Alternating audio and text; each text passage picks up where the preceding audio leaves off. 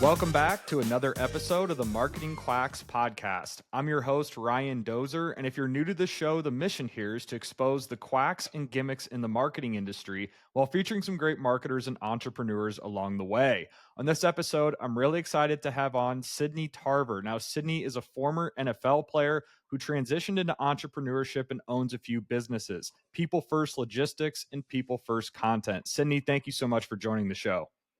No, thank you, Ryan, for having me. I appreciate you, reaching out and making it happen. And you took action fast. We took action fast, and we here. That's what we have to do, bro. We have to take action fast and execute. So for those who haven't heard of you, can you do a quick intro on who you are and what you're doing with your businesses right now? My name's Sydney Tarver, serial entrepreneur, former NFL player, college graduate, worked in corporate America 10 years, started a trucking company in 2020 in the middle of pandemic. People First Logistics company. I used to work for Amazon for 5 years. So those little blue trucks that you see driving around, I had a fleet of those from 2020 to 2024 in Buffalo, New York.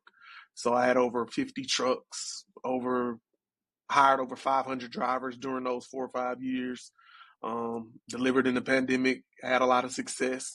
Now I've kind of pivoted away from that business, and now I'm into full-time content creation for entrepreneurs. Basically, I teach entrepreneurs how to create content, easy little hacks to be consistent on the internet, showing up just as you would in your business or real life, So I try to automate the content and make it easy for entrepreneurs. Yeah, it's not an easy feat. We'll get into the content creation aspect here later. But I first want to talk about your NFL experience, right? A lot of people don't have NFL experience or pro sports experience like you do. So what would you say were some of the biggest lessons or takeaways from that experience that kind of helped you into your route to entrepreneurship?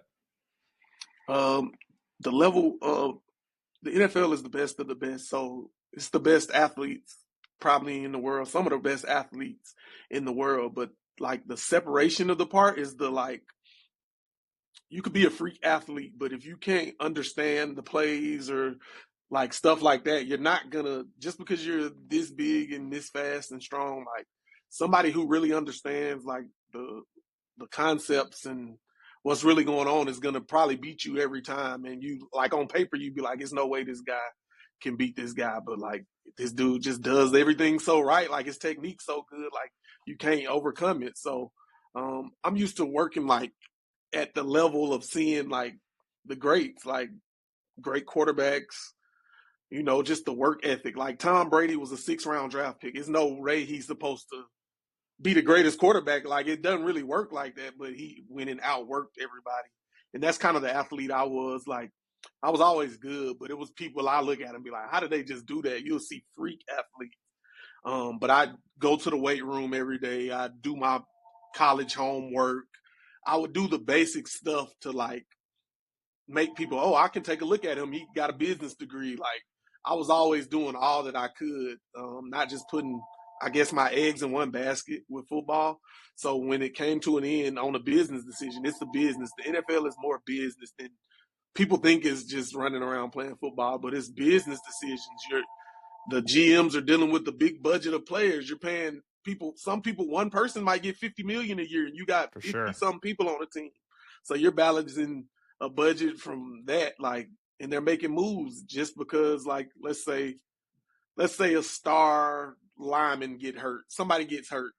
So if you're like the 52nd, 53rd person on the roster, it might not even be your position, but you're going to get cut because they're going to have to bring somebody in. Like, it's just little business moves that you wouldn't think, like, it's like the stock market, like always moving just by an injury or a coaching change. Like, stuff moves. Let me ask you this, Sidney. How did you discover your identity post-NFL, right? Because I feel like a lot of pro athletes struggle with this. Once their playing time is over, they're now looking for a new identity, and they often struggle. So how did you find that new identity as an entrepreneur? Well, I was grateful to be there. Like, I didn't come into the game like I wasn't this superstar athlete. Like, it didn't, like, only people, my family and my close friends knew. Like, it wasn't like or the social media wasn't even out there. So it's not like it's not like how it is now. Like, the athletes knew the athletes, but I was cool though, because like I made it to the NFL. That's how I felt. Like that was take that off. Once I got that out of my system, I'm like, all right, let me focus on business. I got a business degree. Like the you know the owner is making more money than the star quarterback. Like who's writing us our checks from the NFL? Like it has to be another way to get to this level of money. So I got really like in the business and just working, like figuring Yeah. it out. Yeah, I like Yeah. that. So I want to transition a little bit to people first content. Let's talk about your agency a little bit. What would you say Okay. separates you from the hundreds, if not thousands, of content marketing agencies floating around out there today? It's just my probably my network, like the pedigree of people that I've worked with and have access to. Like I'm in Atlanta, so the rappers, the athletes, like I'm doing stuff with them because they're gonna trust me because I played in the NFL. Like I know when to cut the camera off. Like we probably shouldn't post this. You know what I'm saying? Like I'm more of a like I've lived a certain type of life, so I kind of know how you need to show up on the social media part of stuff for like entrepreneurs and athletes, higher caliber people. Who want to So still need social media for their business though. yeah, let's get a little tactical now and talk about personal branding, which kind of aligns with what you're just saying. What are some, I guess, specific content strategies, whether it's for yourself or some of the clients that you worked with, that have kind of worked best for you in terms of engagement and growth? Yeah, definitely. I tell people to show up every day, no matter what. That's just come from going to the gym every day. Like, I get it. It might not be a perfect post. You don't think it's going to be viral. Post it anyway because it takes time. You're growing, like, you're just chipping away. One post at a time, you're chipping away. Maybe that 100th post, somebody wants to buy your offer. Like, you never know what's the day that you're going to go viral. I've got videos that went 50,000. I've seen videos go 16 million with some of my clients. We didn't know that we knew it was going to do good, but we didn't know it was going to go 16 million. Like you just never know. But if you show up consistent, like you'll be fine. I actually Um, just posted something today. I had two people message me out of the blue yesterday. They don't really like my content a lot, but they messaged me and they're like, "Hey, your content about AI is so inspiring." Da da da. So like in my head, I'm like, I call them the lurkers. It's these people that are always looking at your content, but they mhm. won't actually engage with it. They won't like it. They won't comment, but they're still seeing it and they're still Yeah, remembering who I am. So I think that's yeah, very important about the consistency aspect. that's it. Because that could be a warrant. You DM them, they might convert if you got an offer for them. From that's what I. It doesn't matter if I do something. If the 100 people who like your picture go research them and reach it back out to them because that's like a warm like they're liking something you posted and have a conversation in the reply and in the social media strategy. A lot of people don't interact. Social media is still for networking. So let's say your favorite rapper, artist, musician posts something, right? Get in the comments. It's a community of people inside of comments that have similar views, whether you're on Forbes page or CNN or Fox, whatever the people in the comments are potential clients and business people too, because they're thinking like minded for you to be in the same area on the internet. Kind of like Yeah. that's kind of how I look at the internet. Yeah, that makes a lot Um, of sense. What would you say are some common mistakes people make when they're trying to monetize their personal brand or content online? they think monetization has to come from a platform where if you start today, if I had 0 followers, I would tell somebody to get a website and launch a t-shirt with your post. That way you're monetized on the front end because if somebody likes your t-shirt, you automatically have a product or a service or a sale that you're doing for the people. So if you're a hairstylist, put your hair link in the bio. Whatever it is you're trying to monetize or sell that you do currently, start with that in your bio. Don't wait for Facebook or YouTube to write you a check. Like you need to be pushing a product or a service from day one.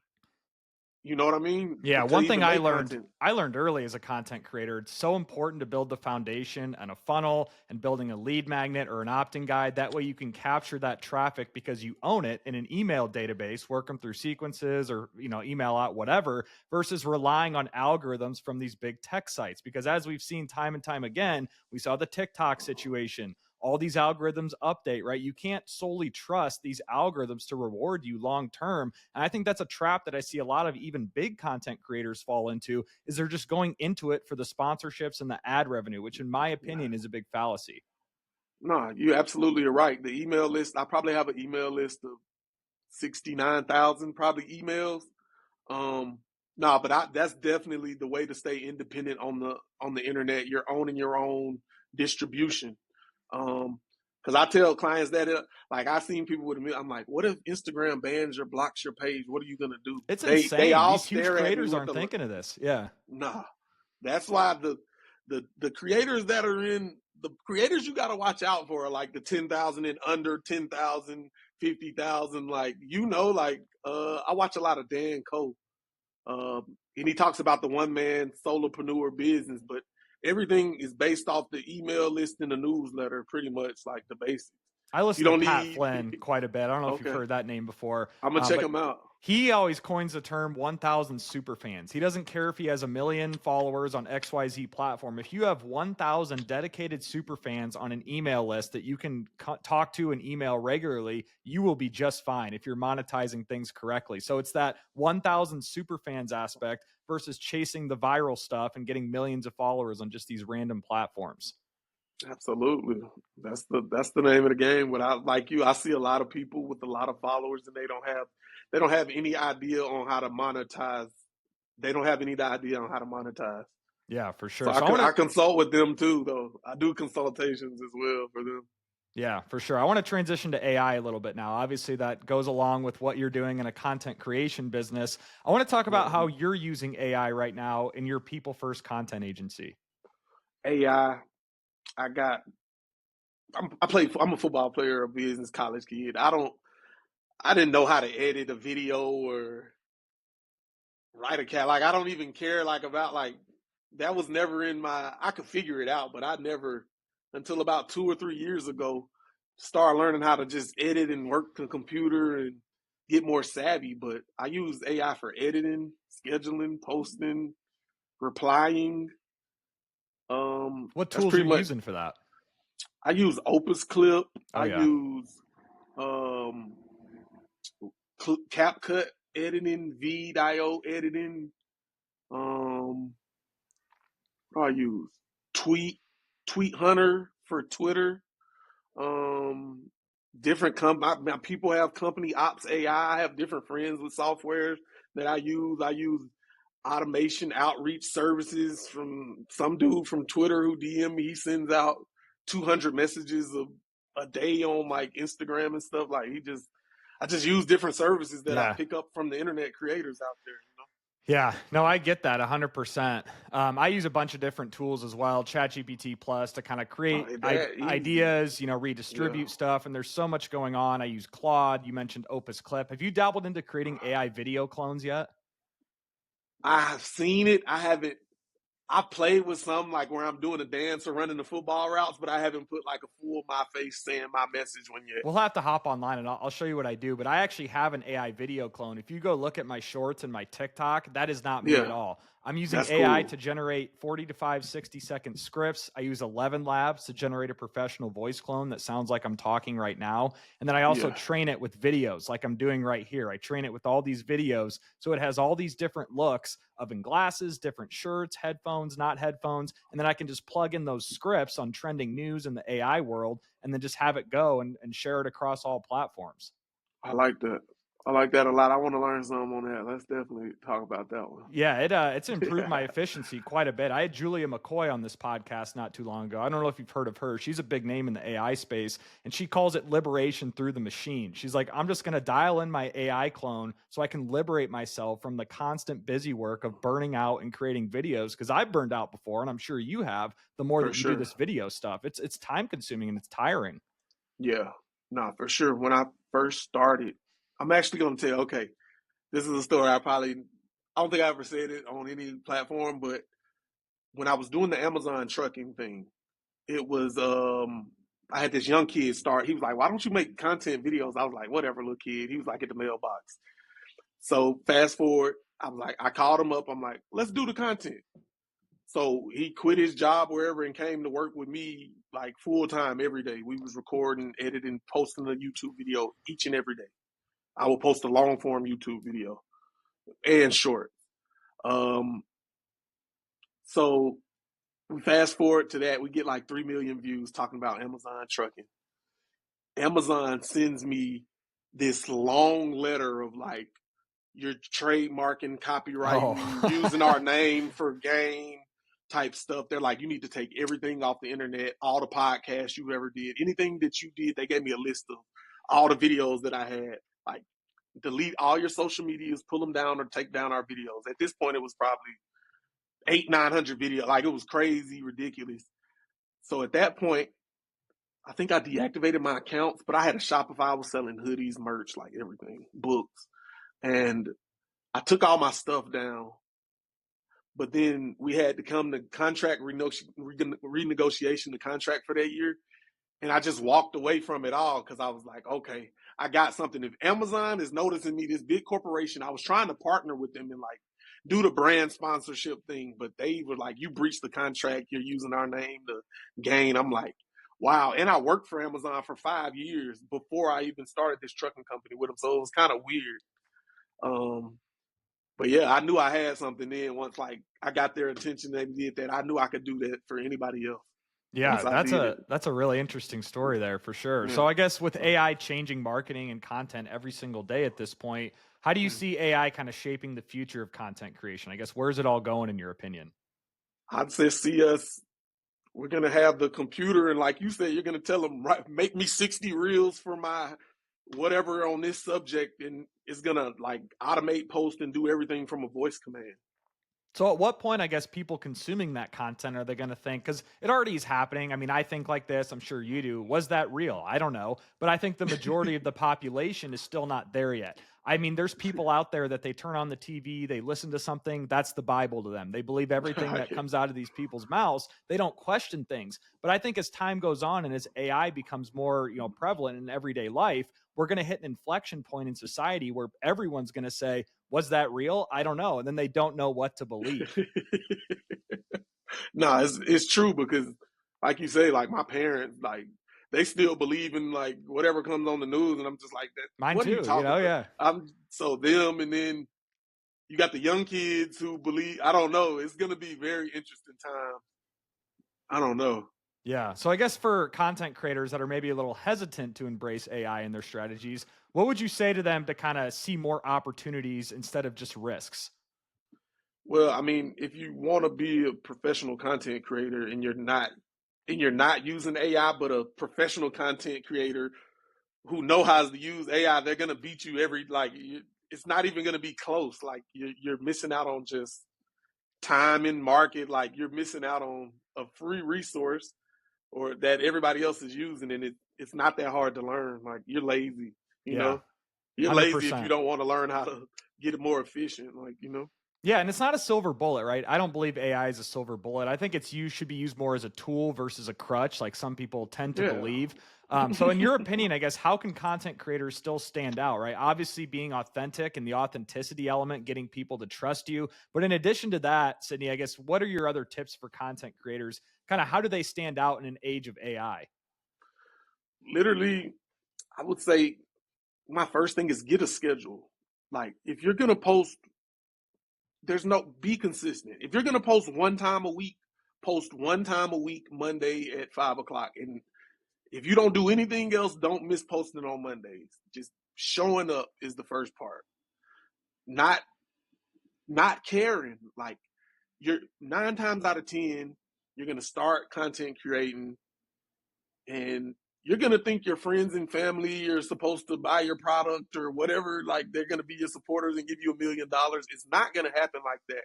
So you need to not worry about what your friends and family think about whatever you're talking about and go find the people that align with your values and your principles, whatever your brand is, and try to go sell to those people. So like you said, go get 1,000 super fans outside of your friends and family and just really nurture them and work with them and interact and network, and you'll figure out how to make Yeah. some money out I of it mean, one some thing kind of I way. learned, I'm still early in the journey. I started my YouTube channel, I think fall of 2023. So it's been a year and a half at this point. The amount of people that randomly have messaged me, sent me emails, like they maybe been some customers, some haven't been yet, but they're still leads now, right? But they've messaged me and they're like, "Hey, your content helped me so much," and da da da. And do you want to be on a podcast? Do you want to have a sponsor you? Do you want to, join our affiliate program, right? All of these opportunities tend to come once you just put yourself out there and something hits. That's what I've learned.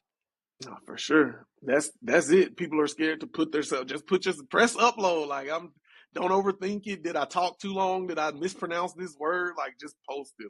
Like, what's the that's worst thing how I that's feel going to about happen? Yeah. it. There's a lot For more sure. rewards than downsides, to my opinion, than content creation.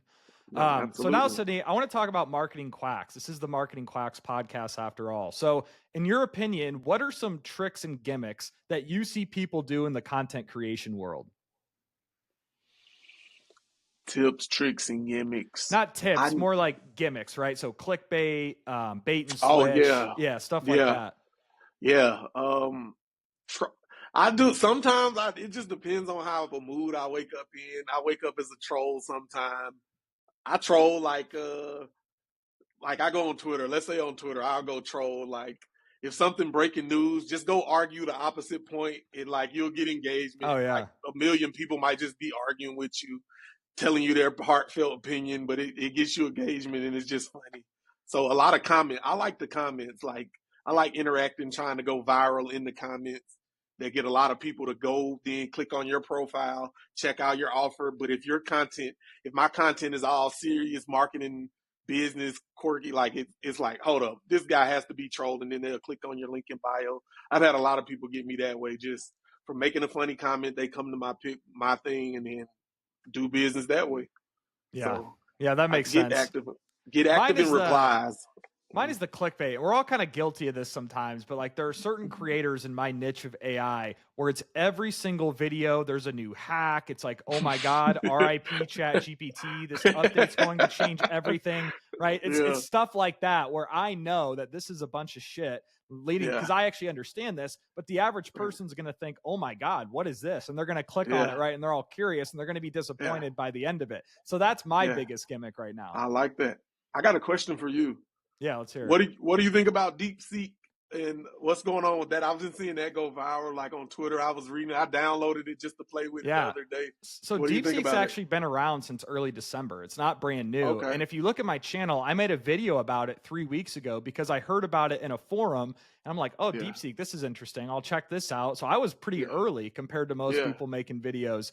But I For did sure. make a video on DeepSeek 2 days ago. It went viral, Yeah, I'm 60,000 gonna check views or that out. 50,000 in like two Yeah. days. I was like, holy Yeah. shit. I was like, this is the most I've ever had, But Yeah. back to your original question of how DeepSeek is, I think it's good. It's an advanced reasoning model, the R1 model, compared to O1 with OpenAI. But the reason why it's so popular is because OpenAI, who owns ChatGPT, their O1 model, they charge for it. They charge at Mm. least $20 a month, but you Yeah, I get got that limited one. usage. But if you spend Mm. 200, that's how you actually get more access. Versus DeepSeek comes in and they basically cut OpenAI, the $200 one, and they exposed them like, hey, here's something better, on par, if not better, for free versus spending $200 a month. So it really exposed their business model, which was Yeah. why it made news.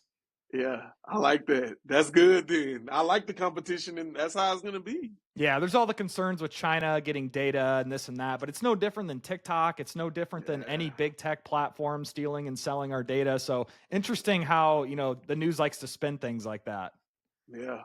Oh, for sure. But That's anyways, cool. yeah, we could ramble all day, but for any final notes, Sydney, just on anything that we talked about here related to content creation, entrepreneurship, anything you want to leave listeners? Oh no, thank you for having me on here though. I love talking marketing, content, AI, like it's getting around more people who are thinking the way that you want to. Find a way to thrust yourself into the room, reaching out. Ryan, like just find yourself to meet new people and talk about what you want to talk about. So no, Yeah, thank for you for sure. having me, and definitely keep networking, meeting new people. Um, Meet a new person every day. That's what I try to do. Send 10 new messages about my business or life each and every day to 10 new people. Yeah, I love that. So where can people follow you online to learn more? Sidney P. Tarver on X and YouTube, Sidney Tarver. I'm just pretty much active on those two platforms. Um, that's it. I love it. Everywhere. Well, I'll leave all those links below in the show notes below and everything else. Well, Sydney, thank you so much for joining this episode of the Marketing Quacks podcast. And thanks to everyone who listened. Be sure to tune in again next time. For sure. Thanks for having me, man. Appreciate it.